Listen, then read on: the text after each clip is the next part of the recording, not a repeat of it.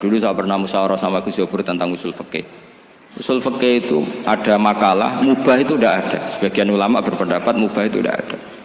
Karena setiap mubah saat itu Anda pasti meninggalkan keharaman. Itsma min mubahin illa wa yatahaqqaqu bihi tarku haramim. Tidak ada kemubahan kecuali saat itu kamu meninggalkan keharaman. Anda tidur, berarti Anda taroktal maksiyah. Anda tidur berarti Anda meninggalkan maksiat. Enggak nyolong, enggak dugem, enggak zina, enggak maling, enggak ngerasani orang. Jadi tidur itu anggap saja, ya Rob, ya Allah saya mau tidur. Tidur itu ibaratun antarkil ma'asi. Jadi malaikat roket pate kandani, iki ras sekedar turu, ya aku kudu ngerti, iki apa ninggal maksiat. Hitung mulai saiki, bismika Allahumma ya bismika. Amun ayo roket pate hitung, anggap ini kiat meninggalkan maksiat. Terus turun 6 jam, berarti tidak maksiat 6 jam. Meskipun akhirnya maksiat karena bangun jam 7. Artinya maksiat rasubuh gitu. Tapi betapa krusialnya ulama. Ulama lah yang mengajarkan kita tidur itu rohatan lil abdan, untuk istirahat. Kita pulih lagi, bisa kerja lagi. Pak Butuh Hati bisa ngantor lagi, Pak Kapolsek, Kapolres bisa ngantor lagi. Semuanya aktivitas tentara bisa ngantor lagi. Memulihkan kekuatan itu ibadah. Meninggalkan maksiat karena tidur juga ibadah. Tidur saja ibadah. Ini barokatnya umatnya Rasulullah Shallallahu Alaihi Wasallam. Senyaman itu. Coba kalau kamu jadi umatnya Nabi lain, wah itu beratnya bukan main. Dan itu sesuatu yang dimintakan Allah, dimintakan Rasulullah kepada Allah, yaitu Rabbana wa la tuhammilna ma la taqata lana bih. Termasuk la tahmil alaina isron kama hamaltahu 'alal ladzina min qablina. Jangan bebankan ke umat kami sesuatu yang seperti engkau bebankan pada umat dulu. Umat dulu itu kalau mau tobat, kayak umatnya Nabi Musa pernah nyembah anak sapi, itu yang pernah nyembah tobatnya dibunuh.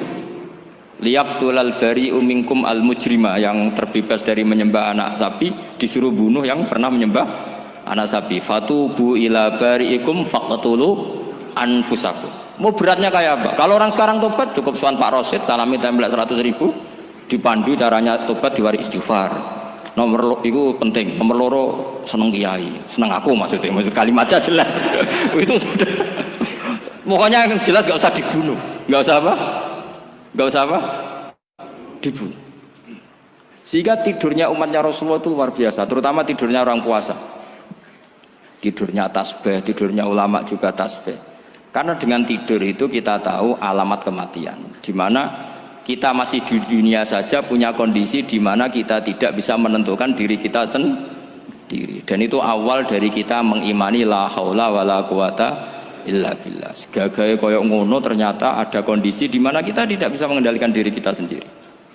Makanya disebut wa min ayatihi manamukum billaili wan nahar. Yang bisa menganalisis itu siapa? Ya ulama. Ulama kok tahu karena punya sanad musalsal ila Rasulillah sallallahu alaihi wasallam. Sehingga uniknya kenapa tidur itu sakral? Coba semua nabi di antara wahyunya itu lewat apa? Semua nabi di antara wahyunya lewat apa? Tidur, lewat mimpi. Inni ara fil manami anni atfahuka fanzur madza tara. Maka mimpi ini harus dikelola secara baik. Yaitu kalau kamu mau tidur, wudu dulu, baca tasbih, terus tinggalkan semua dunia. Anggap saja ini pemanasan kematian. Itu insya Allah mimpinya sip pokoknya. Paling dikejar-kejar Dajjalnya kecemplung kali, insya Allah. Tapi kalau kamu tidur gak wudu, raiso turu terus raiso turu mangan sik bu, raiso turu terus raiso turu mangan sik ben wareg ben iso turu. Insya Allah dikejar Dajjal kecekel. Akhirnya ngelindur gak karu-karuan karena tadi. Nah, sanad seperti itu yang punya siapa? Hanya ulama. Ada lagi satu contoh, ini sudah hampir 20 menit Pak Ustaz. Itu saya pernah ngaji Durarul Kalami Syafi'i, mutiara-mutiara ngendikan Imam Syafi'i. Itu ulama itu mesti ngendikan tuh unik. Tadi saya sudah cocokkan sama Bupati, tak tanya, Pak Bupati saya ini punya ilmu dari Bapak, mungkin pas untuk jenengan pakai. Kata Bapak, urip iku padha wae, ngadepi kanca mbek musuh padha wae, malah kadang ribet kanca. Dulu saya itu iskal itu janggal. Tapi setelah ngaji Durarul Kalami Syafi'i yang ada di Muqaddimah kitab Majmu', Muqaddimah Syarhul Muhadzab Imam Nawawi, Imam Syafi'i nak ngendikan gini, man ahsana ilaika faqad qayyadaka Wong ngapiki kowe nyancang kowe. Kaya Pak Rosid itu apian mbak aku. Ngerti sarang sowan mampir, gayane apian. Jebule nyancang. Awas nak teko ning Demak. Itu faqat qayyadaka, nyancang kowe. Tapi waman asaa ilaika faqat atlaqaka. Wong sing eleki kowe iku penak bebasno kowe. Kowe tau diutangi wong kancamu ta musuhmu? Sing biasa utang kowe lho. Kanca. Kowe numpak mobil ketemu musuh enak ra usah nawani, nek ketemu kanca monggo bareng. Sing ngel-ngelo kowe kanca ta musuh? Artinya gini, kanca ya barokah, nggo perjuangan, musuh ya barokah mergo ora tau utang. Jadi segampang itu ulama melihat kehidupan tuh. Man ahsana ilaika faqad qayyadaka wa man asaa ilaika faqad atlaqaka. Jadi akhirnya kita hidup itu berkah terus. Di konco ya enak kados kula di konco Gus Zofur nak kula mboten saged fikih musyawarah, ora iso tasawuf musyawarah. Di konco Pak Rosid, konco rai sederhana. Pokoknya duit. Tadi kurang contoh. Kalau rai Arab kan enggak sederhana, Pak. Wajahnya mewah terus. Ekonominya juga sederhana. Saya sama Rosid sama-sama gak kaya. Jadi ada nyontohkan kan Gus Zofur sama Gus Baknya ngebis. Memang saya sering sama Gus Zofur ngebis sampai sekarang masih sen. Bukan karena miskin yang jelas itu pilihan itu. Jadi ulama itu segampang itu melihat kehidupan. Saya termasuk kiai muda yang nggak takut mati, bukan karena yakin di surga gitu, karena saya sering baca berdoa. Allahumma ya Allah, kata Rasulullah, kamu harus berdoa ya Allah, ij'alil hayata ziyadatan li fi kulli khairin wal mauta rohatan li min kulli syarrin. Mungkin sekarang kita ada zina, mungkin sekarang kita ada korupsi, mungkin sekarang kita ada maling, tapi potensi itu tetap ada. Yang bisa ngakhiri itu apa? Kematian. Maka anggap saja kematian itu rohatan li min kulli syarrin, semua mengakhiri semua keburukan. Kayak apa Rasulullah memandang kehidupan? Kalau kamu masih hidup, anggap saja ziyadatan li fi kulli khairin. Saya gara-gara hidup bisa derekno kersane Pak Rosid ngaji di sini. Ikhlas Pak Rosid itu sangat ikhlas. So derekno senior kula dipaksa nggih gelem, diintimidasi nggih gelem. Wah itu barokah. Nanti setelah saya mau mati, saya juga akan ridho-ridho saja. Ya Allah, ini akhir dari segala potensi keburukan saya. Sehingga kiai-kiai NU, kiai-kiai alim itu ada bajingan, tukang ngemel wong kok mati. Saya gitu Pak, niki saya. Tanggane ra ono sing gelem muni saya. Kiai ini maksud, ayo Pak muni saya Pak. Mboten saya ini tempuh. Lah nggih saya pun mati, pun mboten saged nakal niku. Lha jenenge rohatan li min kulli syarrin. Kalau mayit ya rohatan lahu min kulli syarrin. Kayak apa sanad kita ke Rasulullah kabeh itu dimana jadi ibadah. Al hayat ziyadah fi kulli khairin, al maut rohatan min kulli syarrin. Kenal Pak Rosid ya ibadah, apalagi kenal Gus Zofur ibadah, kenal bupati ibadah, konco perjuangan. Kok kenal preman ya ibadah, konco latihan dakwah, anggapnya latihan ngelola rehab. Kenal polisi ibadah, jaga stabilitas nasional, kenal ABRI ibadah, jaga NKRI. Kenal orang nakal ibadah, dianggap pembina. Semua itu ibadah. Kayak apa ajaran agama ini? Semuanya baik-baik saja, tergantung niat. Tapi sanad ini siapa yang punya? Hanya ulama. Nah ulama itu siapa? Ya orang yang kamu ketemu. Dalam konteks ini Mbah Mun ngajari kita macam-macam. Mbah Mun ketemu orang siapa saja hormat. Saya kemarin bikin makalah untuk beliau, termasuk saya cerita dari riwayat Rasul akli ba'dal iman billah at-tawaddud ilan nas wastina'ul ma'ruf ila kulli barrin wa fajirin.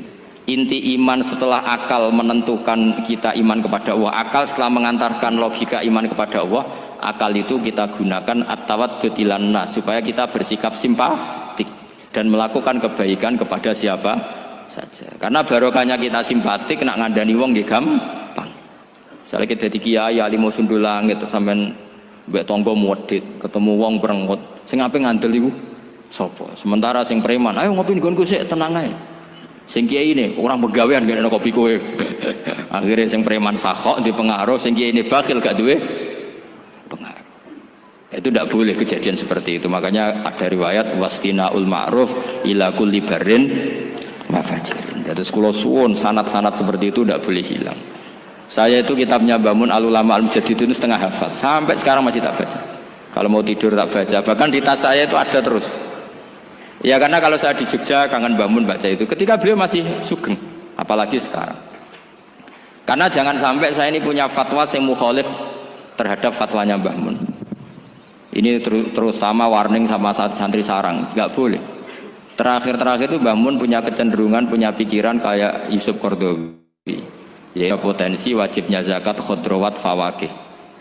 Ngendikan gini, sama sih ingat ketika ngaji sama Gus Zofur, Pak Rosid, kalau Mbah Mun guyon, wong desa iku wis melarat, gegere nganti koyo akeh wae. Mbah Mun nyontokno gegere macul nganti koyo akeh gara-gara sing ditandur pari wajib zakat. Wong Sulawesi nandure kakao cengkeh, zaman iku cengkeh joyo.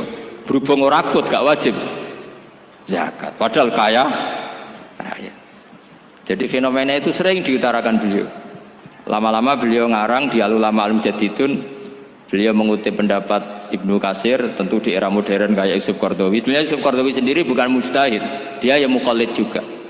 Kata Ibnu Katsir, wa mimma akhrajna lakum minal ard, yang harus dizakati adalah ma itu umum, apa saja yang keluar dari bumi. Maka kecenderungan Mbah Mun akhir-akhir itu mbok yao fawakih khodrowat itu dizakati. Tapi beliau tentu tidak ilzam ya, karena beliau sangat syafi'i.